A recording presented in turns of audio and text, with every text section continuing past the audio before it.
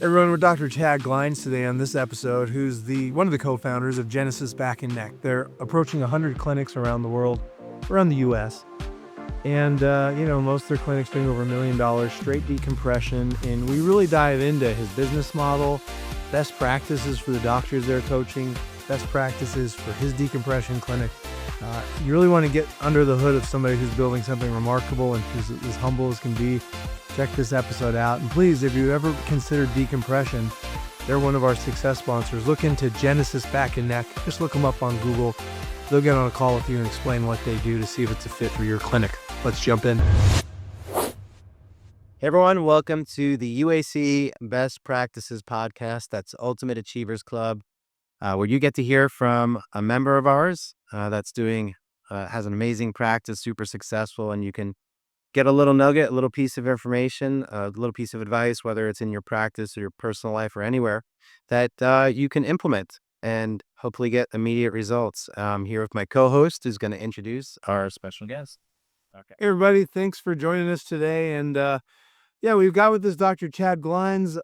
Dr. Chad, I think, has got a really neat business model that I decided to become a part of, and they're one of our success partners here and at UAC. But Dr. Chad's been doing spinal decompression now for over 20 years, and it went so well that he ended up partnering with a classmate of his to do it at a second office, and that went so well that they had buddies start asking about what they were doing, going, "Hey, looks like you might be making more money than me, and you're not bent over the table all day like I am, and your reviews seem to be really good with people happy with the results you're doing, and what's happening here?" And next thing you knew, 80, 90 clinics later, they run Genesis Back and Neck with offices around the United States and strictly based around decompression. And so first of all, welcome, Dr. Chad. Glad to have you join us. Hey, man, what's going on? No, I'm happy to be here. It's be fun. There you go, brother. Yeah, And so, Chad, what are you, when it comes to, you're unique, like many people in UAC, in that you have your own practice, Genesis Back and Neck in Grapevine, which is a suburb of Dallas. But then you also are the founder and play a very large role as an owner and really giving clinical guidance to all of your doctors under the Genesis brand, which, like I said a minute ago, you guys are up to, I don't know, is it 90 offices yet around the country? It's got to be getting close. yeah, we're getting really close to 90. We should be way over 100 mid-year next year. I love it. So let's talk about best practices. For the average chiropractor who's sitting here going, what's this guy doing? How many offices? It all comes back to basics always as you're scaling. So what have you seen as best practices that the typical UAC, somebody's maybe not in UAC, but aspires to build $1 million plus business? Where's your brain go on that question? Yeah, I think the biggest thing was, like you said, I've only done decompression, so I'm kind of a unique chiropractor. I don't adjust. I think when I decided to do that 15, 16 years ago, all my chiropractor friends thought I was absolutely crazy because I'm a good chiropractor. But I couldn't get the outcome by adding more things into the pot, So it's when I just focus on decompression, things got easier and I could track outcomes. I'd say the best practice for me is to simplify. Know what you're good at and be really good at it. And then don't go down the rabbit hole that is sitting there next to you. Well, there's this new greatest shiny thing. Let's go get that too. And there's a new greatest shiny thing. Let's go get that. And then you're trying to build systems that work in the thing you're good at, but then you're trying to build those systems to integrate things that you're not good at. And so I knew I was the best at knowing what a disc is, how to fix it, what to do with it, how to treat it, how to get a viable outcome and stay focused on that. I'd say that was probably the number one thing. I remember when Dr. Caleb Braddock, he's my business partner, he said, "So where's your logo?" I'm like, I don't have a logo. Like, what? I don't need a logo. He's like, well, your website, yeah, like your website is terrible. Like, how are you making 120,000 a month? You don't even have a website? Like, and so he thought I was insane. I'm like, but I'm really good at this, man. Like, you're not gonna beat me at this. It's the longer argument together. The longer I'm in business, Chad, I appreciate the businesses that just open up. As a matter of fact, I'll give a quick story. We had a functional clinic that failed that we then opened a Genesis clinic on. And for that functional clinic, we had grand opening parties and hors d'oeuvres and photographers and balloons and, spent 3 months on a logo and swag. And we opened Genesis. We opened the doors and the books were filled, and we never did any of that. And I feel like that's people playing business get sidetracked into all that crap instead of people who just operate a successful business, just get right to it. So I nowadays, I appreciate, like, what you really don't need a logo. If what you're doing good work. I mean, the logo's good. I mean, Caleb designed it. God bless him. But I know how to fix people. So Chad, I have a question specific in your world because you have the unique position of you've partnered with 90 chiropractors. And so you're a coach in my mind, but a little different because you have a very invested interest in these businesses. Specific to Genesis and decompression, what do you see as the best practice there? You had one of the clinics recently break a record at 200,000 in collections. Mm. A lot of your clinics regularly are doing well over 100,000 and only decompression.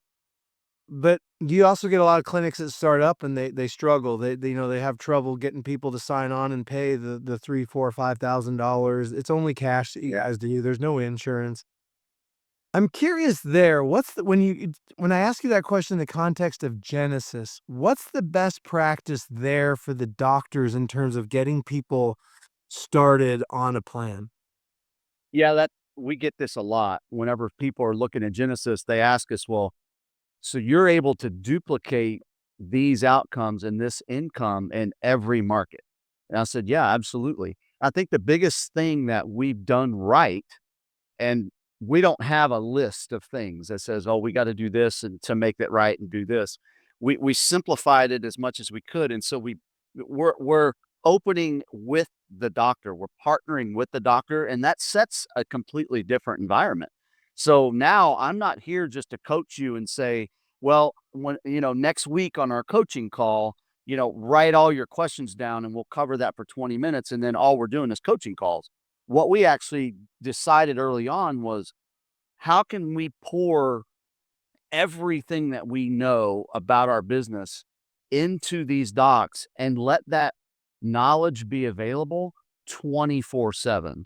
And so Caleb and I were looking at each other saying, I don't think that's possible, but I didn't know another way to do it. And so we just set the foundation and said, we're going to open this clinic and we're going to not only teach these guys the protocols and the systems to make it very easy and streamlined. So now they're not having to think about, okay, how do I do all of this? It's done for you. Just follow the system. But when you have a question, you can ask us that question and get a response in 30 seconds. And so they could literally be in a consult right before they open the door, take a picture of an MRI, ask us a question, we answer it, they go in, they talk to the patient. And so that one thing has been probably the greatest feedback we've had from our partners, because we are your partner.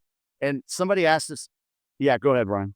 I gotta say, being involved with you guys as well is, there's also an aspect of that where we're knowing that we are sharing in the success of the business, that I don't feel bad about asking you guys a question, that you genuinely want to help me.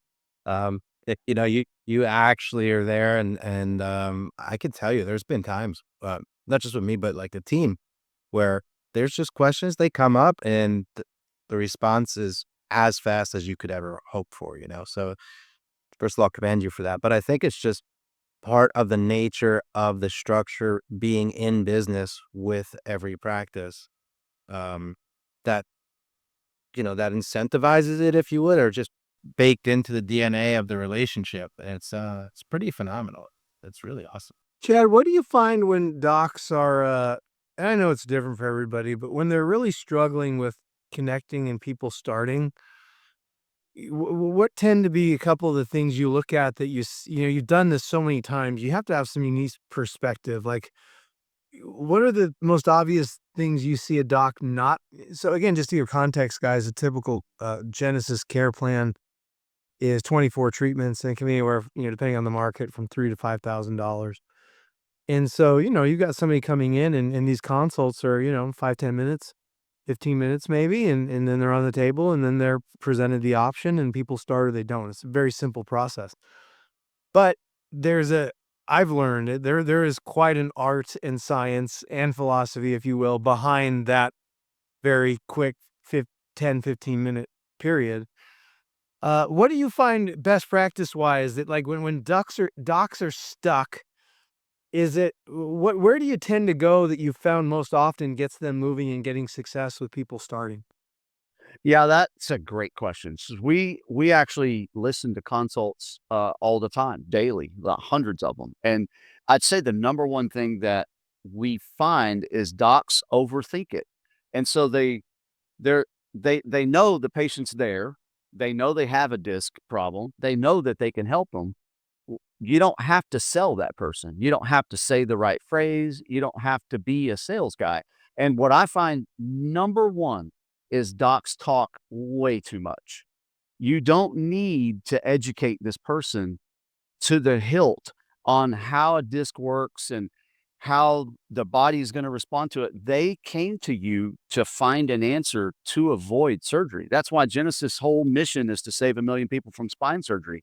And so I always say, don't make it weird in the room. If you make it weird, they will not buy from you. They will go down to they will read an ad and go down to the guy down the street doing it for $2,000 less than you on some traction table. And so I'd say the number one thing is be clear about what you're talking about, but not in doctor words. You don't have to be a doctor in front of them. They already know you're the doc. So you can talk to them like a real, genuine human that is looking for an answer. If you've heard my consult, it's 5 minutes. I have zero fluff words, zero. And the reason is because I know by them clicking the ad, going through the system, ending up in my office, sitting in front of me, I know they're a disc patient. It's very rare for that not to be the case. And if they're a disc patient, I know if I do not help this person, they will leave and not get the help they need. And so I would say be simple, be honest, and don't overcomplicate it. Don't make it weird. People will buy your confidence and your certainty in that room. That's it. They've been beat up by the medical system. I don't know if that comes from Alex Hormozy or Dan Martell, but I'm constantly reiterating to our docs now the 30-70 rule. If you're speaking more than 30% of the time, they will not convert. And it's fascinating how docs have a hard time. I have to go back to, I don't remember if it was an old book. Maybe it's the 7 Habits of Highly Effective People, or maybe it was How to Win Friends and Influence People. But it's seek first to understand, then be understood. And it really does come down, I've found, Chad, to what you're so good at. It's asking exactly the right question to find out what they know, to find out what they've been through, to find out how this is going to change their life and get to a little more of the true reason they're in there. And it's about that simple. When you understand, like, here's the stuff they tried and what the doctors are telling them, and you understand, like, here's what I'm afraid of, or here's my goals, or here's what I got to get back to in life. The rest is kind of just semantics. And when you're talking 70% of the time, you guys say this all the time, it shifts from a conversation to a presentation. Yeah. And that's when the relationship goes away, when you're just talking at somebody and you're presenting. And I think that's true for anybody in chiropractic who's presenting any kind of care, is it has to not feel like a scripted presentation. It has to be an interaction with people. Yeah, I remember, I think it was the other night, Caleb just saying, "Hey, people want to know that you've heard what they." You would think it's like just common sense, but people just need to need to know that you've heard them, right? Don't just throw an MRI up there and start talking out their MRI basically, and what they've got going on, and how like how smart you are about how that's affecting their nerves and their pain, and never even hearing a lot of these people have been through, like you said, the ringer, and they're scared to death. about the surgery or the epidural. Even I can't even imagine needing an epidural. Like just Yeah. thinking that thing, and imagine how they're feeling, and they need to be heard, So it's Yeah, it's a unique set of patients that we deal with because, and I had a lady this morning. I did a consult this morning, and the first thing she said was, "I am the most skeptical person you're ever going to meet." And I said, "Thank God, this is going to be the best consult I've ever done because I need you to be skeptical. That means you're a normal human." And I said, "But what I'm not going to do is I'm not going to tell you anything that's not true. So none of this that I tell you today is my opinion. I'm only going to state facts to you because our success rate is real. The success rate of the machine we use is real. None of this is my opinion." And you could just see the lady almost start to cry. Like, I've never had a doctor talk to me like that. Yeah. That is the most profound thing I've ever heard. And she's been dealing this for 10 years. What I find is skeptical people are the best. It's cynical people. And there's a difference. There's the cynic who's just, Big time. for lack of a better word, a total asshole sitting in front of you trying to argue with everything. And then there's the skeptic, and skeptic, great. Like, let's go through it all, but there is a difference. Yeah, They- big difference, big difference. I had them both in my office today, and it's the cynical guy. He got up and he left. I don't even know if I'll ever see him again. He thought he knew more than me, so I was fine with that. on just to pivot a little bit, but I'm curious, Chad, we're talking best practices. What's been a best practice as you've scaled this to overseeing, almost 100 offices? Uh, and I know there's a learning curve for you guys. What you did at 5 offices was probably very different than 10 and 20, which is different than Mm. 50 and different at 100. For somebody who has a business scaling quickly the way you guys are, is there a best practice from that lens that you can think of over the arc of the last several years that really helped maybe in an area where you guys were struggling and then brought daylight and brought some oxygen to an area? Oh, for sure. Yeah. Me and Caleb always say, like, when we hit 50, I felt like we just figured out what we were doing. Like, the guys that started number 1 to 50, like, you were with us helping us do that. And so we keep our ears open a lot and we take a lot of direction from docs to say, "Hey, this might be good." So, one, we have no ego. We will actually listen to our partners and try our best to implement. But the biggest thing that we did that helped us go from 50 to the 100 is we simplified it in a way to where no doctor can overthink the system. The system is so simple. If you just put it into place, you only really have to show up and talk to a patient, just follow a guideline and a system doing that. Have your staff follow the systems in treatment and front desk and the whole thing. So we made it reproducible in a way that you don't have to think it through. You just do the stuff. And so do it stupid is what we say. And I mean, I hate to we have some amazing partners like you guys on this call. Like, we don't say do it stupid because you're stupid, but do it stupid. Like, you don't have to recreate this. Like, we've tested this. One of the biggest things that Caleb and I were worried about when we started our second, third, fourth, fifth office was, do we know it well enough to let other people come in? We didn't want people to come in and say, "Well, this is the most Mickey Mouse crazy thing I've ever seen. Like, I could do this on my own." We wanted it to be so clean and easy that everybody could do it and really produce an outcome for that patient. So I'd say simplification and dead set systems. How about failure? You've inevitably had some offices come through that failed, or docs that have failed.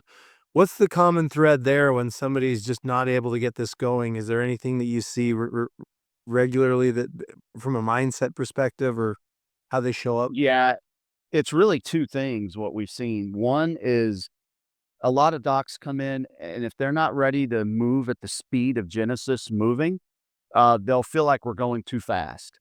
And so we had a guy come in. He had been doing decompression for 20 years with a different table, but he knew the table, the DRX, so he knew it. And he's like, "You guys just move too fast. I can't see this many people." And so another one is they'll try and change the system. So if the recipe for the perfect steak is given to you and all you have to do is add these ingredients and cook it, it'll work. But the guys that think, well, I'm going to do it this way because I did it that way before and it worked. It doesn't work in this cultural environment that we built. It just doesn't work. The systems are the systems, and the systems work because we've failed and refined and failed and refined all these things already. So you didn't have to. Yeah. Some people can't help themselves. They just got to put their own twist on it. And I get it. I get it. That's funny. I wish it wasn't that way, but yeah, you Well, can't save them all. last question, Dr. Chad, is UAC. How's the experience been for you and Caleb? What's been the benefit of being in UAC for you guys? Well, I didn't know what to think about it. I was a little intimidated, if I'm being honest. I'm like, one, I do stuff way different. Like I thought I was an outlier.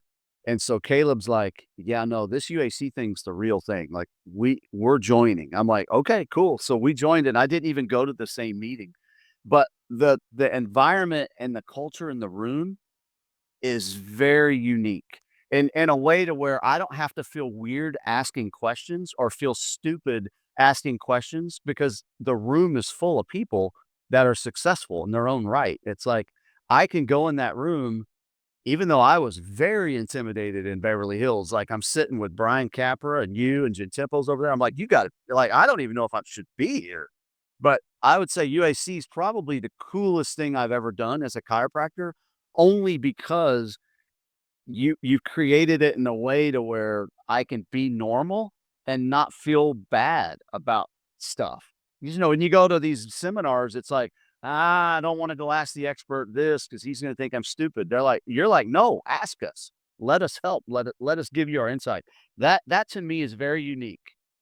That's awesome. It's interesting too that the guy with 100 offices feels that way because I've heard that from everybody in the room, and I don't know. It's actually an interesting thing I don't remember anybody ever intentionally setting out that would become the culture, but somehow it became the culture of the room where everybody's just trying to lift each other up and realizing, all right, everybody in this room's had success in different areas. What can we learn? What can we share with each other? Which is how it should be. The whole thing of rising tide raises all boats, if you will. So Yeah, I thought it was amazing. I mean, I remember going there and it was like we didn't have 100 offices then. It was like 40 or something. And everybody's like, "Oh, you're doing so great." And then they're asking me about what I do, but then I'm like, "Well, I have this problem here. I really can't figure this out." And they're like, "Oh, well, let's talk about it." Well, okay, that's awesome. Like you just don't get that anywhere else. Like what? Like that I thought I was probably the most impressed with that one thing. And now I look forward to the meetings. I look forward to the gatherings. I mean, it's really special time. it's fun. I think for this year, the group will collectively be over 600 million in revenue. And I don't think it's long in next year till that room's doing $1 billion of business in chiropractic. And that is just not something you find anywhere else, just the nature of that. No, So I awesome. think the guys coming in are gonna appreciate that. I love it. Well, Dr. Chad, you've been a blessing to us. Thanks for being a part of this. Thanks for being in the room, and thanks for sharing your wisdom, man. Hey, man, I love these. Take care, guys. All right, see you soon. Yeah.